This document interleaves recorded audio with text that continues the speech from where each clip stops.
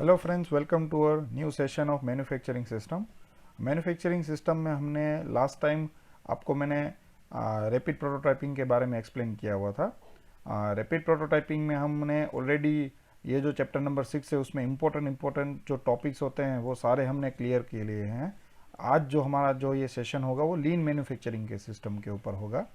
जो लीन manufacturing system है वो किस तरह से वर्क करता है इंडस्ट्रियल फील्ड में। अभी यहाँ पे हम वो देख रहे हैं कि लीन मैन्युफैक्चरिंग का डेफिनेशन क्या होता है। आज हम दो टॉपिक कवर करने वाले हैं। दो टॉपिक में एक लीन मैन्युफैक्चरिंग सिस्टम होगा, एक आर्टिफिशियल इंटेलिजेंसी यानी कि न्यूरल नेटवर्क के ऊपर होगा। थोड़ा दोनों का बेसिक कॉन्सेप्ट मैं यहाँ पे एक्सप्लेन करूंगा, ठीक है। लीन मैन्युफैक्चरिंग का इतना डिटेलिंग नहीं होगा, आर्टिफिशियल का हम थोड़ा डिटेलिंग में देखेंगे और वो दोनों इंपॉर्टेंट आपके एग्जाम में पूछे जाते हैं। यहाँ पे हम दो टॉपिक कवर करेंगे, ट्राई करूंगा मैं मैक्सिमम आपको दे सकूं। यहाँ पे what is lean manufacturing system, a way to eliminate the waste को किस तरह से बचाएं और इम्प्रूव करें इफिशिएंसी इन मैन्युफैक्चरिंग प्रोसेस में।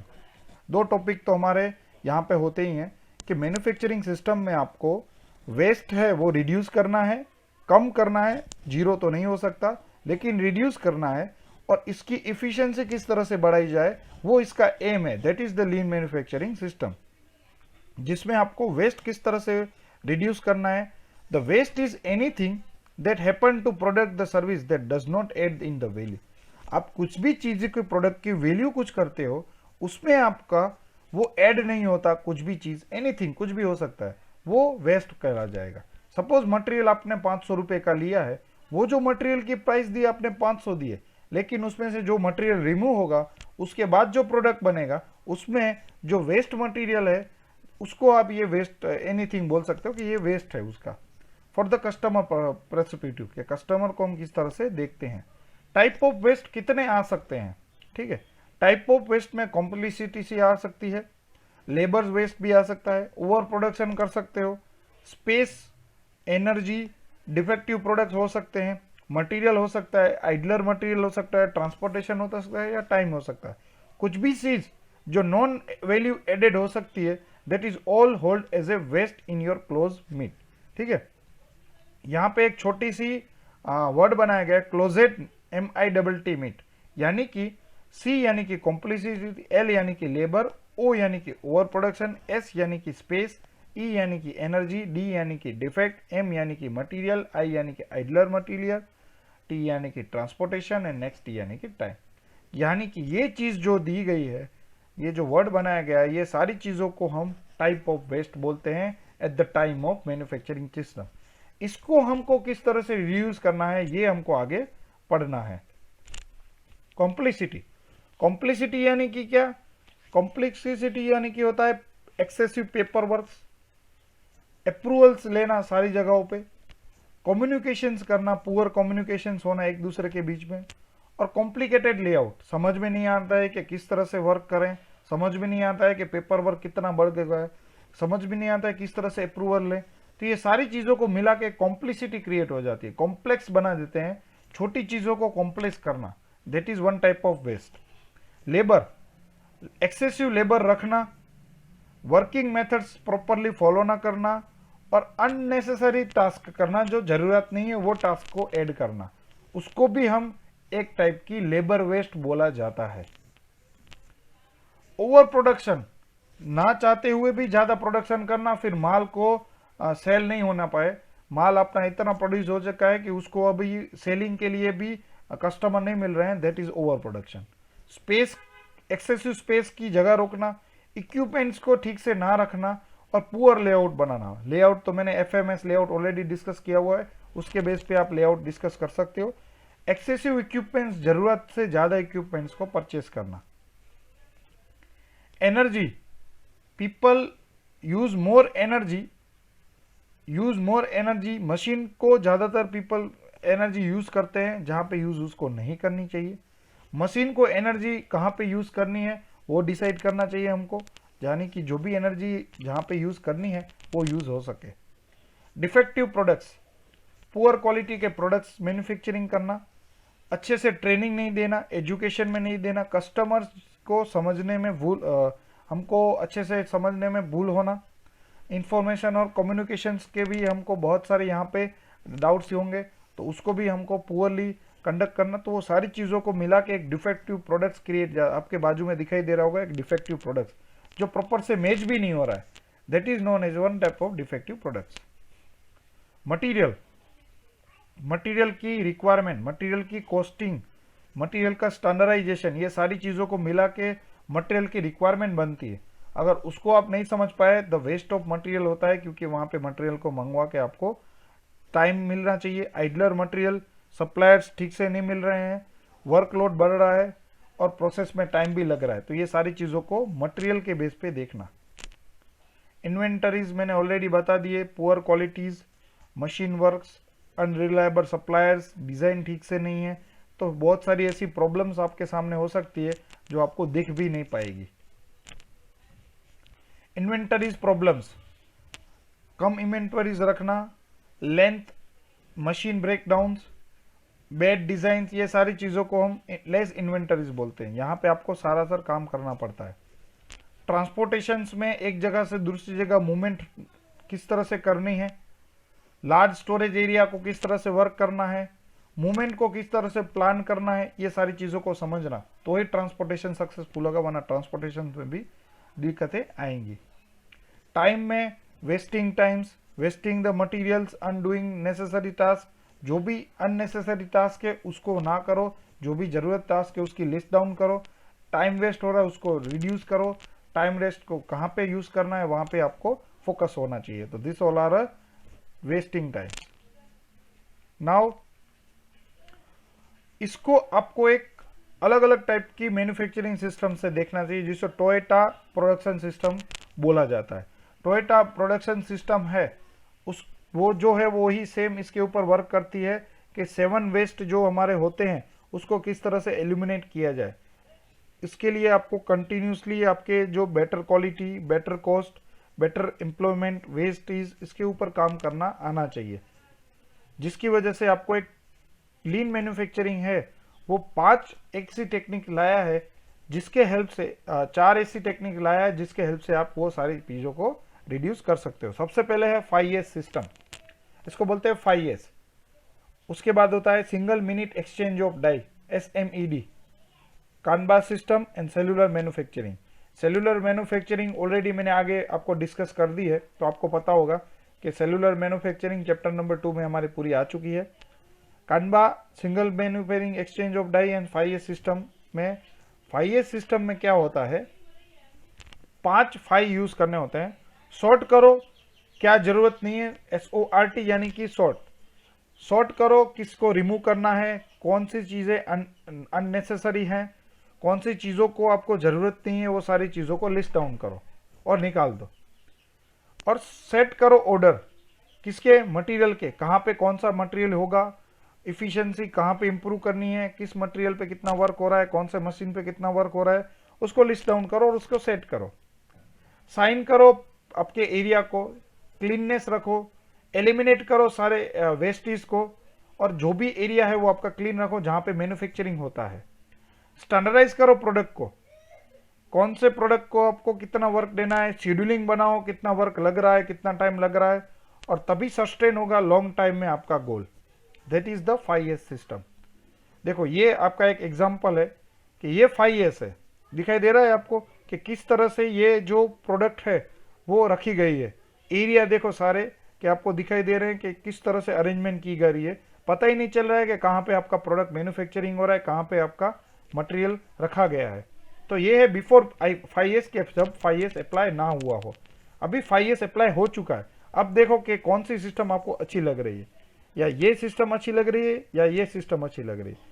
तो ये जो आफ्टर 5S आपने अप्लाई किया है उसके बेस पर आपको दिखाई दे रहा है कि ये 5S के हिसाब से आपको कोई भी आएगा तो बोलेगा नहीं यहाँ पे अच्छे से मैन्युफैक्चरिंग चीजें हो रही हैं।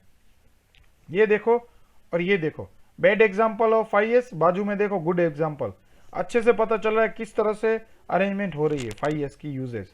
और एग्जांपल आप देख सकते हो 5S के, ये bad example, good example for 5S। ये है किस तरह से मैन्युफैक्चरिंग हो रहा है बैड एग्जांपल में, गुड एग्जांपल में किस तरह से मैन्युफैक्चरिंग हो रहा है। तो ये एप्लीकेशन है 5S की। लीन मैन्युफैक्चरिंग में क्या क्या बेनिफिट्स हो सकते हैं? फ्लेक्सिबिलिटी अच्छे से मिल सकती है, आपकी एक्टिविटी पे कंट्रोलिंग होगी, ह्यूमन रिसोर्स को अच्छी तरह से यूज कर पाओगे, प्रोडक्टिविटी बढ़ा सकते हो, इन्वेंटरी को रिड्यूस कर सकते हो, क्वालिटी को इम्प्रूव कर सकते हो, कॉस्ट को रिडक्स कर सकते हो, स्पेस अरेंजमेंट रिडक्स कर सकते हो, शॉर्ट लीड टाइम पे आप काम कर सकते हो, प्रोडक्टिविटी बढ़ा सकते हो। तो ये हो गया आपका लीन का पूरा कॉन्सेप्ट। यहाँ पे आपको कुछ भी लीन के रिगार्डिंग डाउट हो तो मुझे कांटेक्ट करिएगा। लीन मैन्युफैक्चरिंग सिस्टम में मैंने मैक्सिमम जो भी आपका आता है वहाँ पे मैंने आपको गाइड कर दिया है। अभी मैं आपको आर्टिफिशियल इंटेलिजेंस के ऊपर टॉपिक हम स्टार्ट करेंगे। तो यहाँ पे हमारा लीन मैन्युफैक्चरिंग का काम कंप्लीट हो चुका है। आपकी वर्कबुक में भी छोटा सा क्वेश्चन मैंने दिया हुआ है लीन मैन्युफैक्चरिंग के ऊपर, तो वहाँ पे आपको पता चल गया होगा कि किस तरह से आंसर आपको वहाँ पे लिखना है as a task. Artificial neural network की तरफ बढ़ते हैं, वहाँ पे हमारा नया टॉपिक इस सेशन में स्टार्ट करते हैं। यहाँ पे हमारा एक नया टॉपिक स्टार्ट होने वाला है आज के सेशन में, वो है artificial neural network. Artificial intelligence अभी हम उसके फेज में आ चुके हैं। वहाँ पे हमारा एडवांस मैन्युफैक्चरिंग आर्टिफिशियल इंटेलिजेंसी की तरफ बढ़ रहे हैं, जहाँ पे हमको बहुत सारे complicity behaviours, solving high probability works वहाँ पे देखने मिलते हैं, जिसमें artificial neural network is a network of many very simple processor, each process having a local memories. Artificial neural network में हम देख सकते हैं कि एक प्रोसेसर्स लगे होते हैं जिसके बेस पे सारे लोकल मेमोरीज स्टोरेज होती हैं। वहाँ पे आप जो भी कम्युनिकेशन चैनल बनाते हो, जो भी डेटा उसके अंदर पुट करते हो, वो उसके बेस पे वो वर्क करता है। जहाँ पे आपको क्लासिफिकेशंस करने पड़ते हैं, पैटर्न्स को रिकॉग्नाइज करो, फीचर्स को एक्सट्रैक्ट करो और इमेज को मैचिंग करो कि किस तरह का ये प्रोडक्ट्स बन रहा है। नॉइज रिडक्शन करता है कि पैटर्न को इनपुट दो, प्रोडक्ट्स को नॉइज लेस आउटपुट दो। प्रिडिक्शन करो कि किस तरह से आपको हिस्टोरिकल डेटा के बेस पे आपको आपका आउटपुट चाहिए। एबिलिटी टू लर्न, परफॉर्मेंस किस तरह से करे फंक्शन के ऊपर। एबिलिटी टू जनरलाइज, आपका जो भी प्रोडक्ट बन रहा है उसको जनरलाइज किस तरह से बनाया जाए। ये सारी चीज़ों को, जैसे हमारा किस तरह से बॉडी वर्क करता है उस तरह से आर्टिफिशियल इंटेलिजेंसी के वर्क करना चाहता है, तो उस तरह से उसको डिज़ाइन किया जाता है। उसमें आपको जो भी आपके अंडर बायोलॉजिकल सेल्स होते हैं उसकी तरह इसमें भी एक सेल्स दिए जाते हैं जो आपकी तरह बिहेव करना स्टार्ट करते हैं, और उसको सारे सेल्स को नोड्स और उस तरह से वेट्स को दिया जाता है। अभी इसमें आपका जो भी बॉडी स्ट्रक्चर है उसके हिसाब से यहाँ पे नोड्स दिए जाते हैं, नोड्स में इनपुट दिया जाता है और उसके हिसाब से आपको आउटपुट्स नोड क्रिएट करके देता है। तो यहाँ पे इस तरह से वर्किंग की जाती है न्यूरल नेटवर्क में। आप यहाँ पे देख सकते हो कि न्यूरल नेटवर्क में कंपोनेंट्स होते हैं, वेट्स, थ्रेशोल्ड्स और एक्टिविटी फर्कर्स। वेट्स क्या करते हैं, आपको इनपुट्स दिखाते हैं कि किस तरह से इसमें इनपुट्स देना है। उसके हिसाब से यहाँ पे आपको एक ट्रांसफर फंक्शन दिया गया होता है। ट्रांसफर फंक्शन में उसकी समराइज की जाती है कि किस तरह से उसको आपको हैंडलिंग किया जाए, और फंक्शंस किया जाता है एक्टिवेशन फंक्शन, जहाँ पे आपको जो भी आपने वर्क किया हुआ है उसको एक्टिव करना है कि नहीं, वो वहाँ पे डिसाइड किया जाता है। इसमें सारे फॉर्मूलाज लगे होते हैं, मैथमेटिकल फॉर्मूलाज यूज होते हैं कि एक्टिवेशन में वेटिंग फैक्टर्स कितना है, थ्रेशोल्ड आपको अप्लाई करना है, मैग्नीट्यूड, और एक्टिवेशन के लिए आपको चॉइस दी जाती है कि प्रॉब्लम को सॉल्व करने के लिए सारे जो भी इनपुट्स दिए गए होते हैं, सिग्नल्स, वो आपको वहाँ पे रखे गए होते हैं। न्यूरल नेटवर्क्स में आपको किस तरह का परफॉर्मेंस इंप्रूवमेंट मिलता है, मशीन को विजन मिलता है, पैटर्न डिटेक्शन का वहाँ पे आपको दिखता है कि पैटर्न किस तरह से करे, सिग्नल को फिल्टराइज करने का मिलता है, रियलिटी किस तरह से वर्क करती है, आर्टिफिशियल लाइफ किस तरह से बनी जाती है, ये पूरा आपको न्यूरल नेटवर्क है वो पूरा वर्किंग में दिखाई देता है। इसके एडवांटेजेस क्या है? एडवांटेजेस है कि ये अननोन स्टेशन होगा उसको आपको आराम से पहचान लेगा, फॉल्ट टॉलरेंस वो भी आपको न्यूरल नेटवर्क दिखा देगा, और जनरलाइज और लर्निंग के लिए ऊपर काम करेगा। ये यहाँ पे नॉट एग्जैक्टली आप नहीं बता सकते कि किस तरह से ये वर्क करेगा, और कॉम्प्लिसिटी स्ट्रक्चर में बहुत सारी है, तो यहाँ पे वो डिसएडवांटेजेस है। एप्लीकेशन ये कहाँ कहाँ पे हो सकते हैं, ये देख सकते हो एप्लीकेशन इसके, कि यहाँ पे आपको एप्लीकेशंस इमेज के पॉइंट ऑफ व्यू पे दिखाई दे रहे हैं। कि अभी आर्टिफिशियल इंटेलिजेंसी बढ़ गई है तो ऑब्जेक्टिव को रोबोटिक्स की तरफ बढ़ रहा है।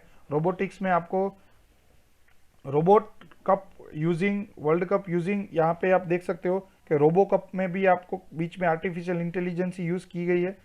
किस तरह से यहाँ पे सारे डिटेक्शन होते हैं, ट्रैकिंग किस तरह से वो हो सकती है, कोई भी आउटपुट है और आप इनपुट आउटपुट मिल रहा है तो आपको इनपुट दिखाई दे रहा होगा कहाँ से आर्टिफिशियल इंटेलिजेंस किस तरह से वर्क करती है। तो यहाँ पे आपको कहाँ पे आर्टिफिशियल इंटेलिजेंस वर्क करती है, आर्टिफिशियल इंटेलिजेंस में neural network is a most important topic, क्योंकि वहाँ पे सारा नेटवर्क के ऊपर काम होता है। वहाँ पे आपको सारे डेटाज पुट करने होते हैं, डेटाज में आपको फंक्शनिंग करने पड़ते हैं, आउटपुट किस तरह से चाहिए वो अभी आप अरेंज कर सकते हो, उसके बेस पे आपको आउटपुट डिटेक्शन मिल सकता है। तो ये आप देख सकते हो कि किस तरह से ए में रो इनपुट हो रहा है और बी में आपको टारगेट किस तरह से सीक्वेंस में आउटपुट मिल सकता है। तो आई होप कि आपको ये सेशन है लीन मैन्युफैक्चरिंग और आर्टिफिशियल इंटेलिजेंस जो न्यूरल नेटवर्क है वो पता चल गया होगा। आपकी बुक में और अच्छी तरह से दिया होगा तो आप वहाँ पे गो थ्रू करोगे तो आपको और डिटेलिंग मिल जाएगी। आपको टास्क में ये दोनों मैंने दिए हुए हैं, लीन मैन्युफैक्चरिंग और आर्टिफिशियल न्यूरल नेटवर्क, वहाँ पे आपको लिख के सबमिट करवा देना है। यहाँ पे आपको कुछ भी समझ भी नहीं आ रहा हो तो मुझे कॉन्टेक्ट करिएगा। यहाँ पे हमारा चैप्टर नंबर 6 कंप्लीट होता है मैन्युफैक्चरिंग सिस्टम का। तो आई होप कि आपको ये चैप्टर अच्छे से पता चल गया होगा। इसका मैं कोई भी जीटीयू चैप्टर एनालिसिस नहीं करने वाला, क्योंकि यहाँ पे सारे टॉपिक आईएमपी हैं, जीटीयू में हर बार एक दो बार पूछे गए हैं। तो आपको मैंने वर्कबुक में दिए हुए हैं, वो गाइड से आप वहाँ पे आपका जो भी 6 के 6 टॉपिक्स है वो अच्छे से प्रिपेयर करिए, अच्छे से वहाँ पे वर्कबुक में दिए हैं वो अच्छे से लिखिए और गूगल क्लासरूम में सबमिट करवा दीजिए। हम यहाँ पे नया चैप्टर स्टार्ट करेंगे और वहाँ पे आपको मैं नए टॉपिक्स इंट्रोड्यूस कराऊंगा। तो यहाँ पे होप कि आपको यहाँ पे चैप्टर कंप्लीट समझ में आ चुका होगा पूरी तरह से। तो हम नेक्स्ट सेशन में मिलेंगे, तब तक के लिए गुड बाय।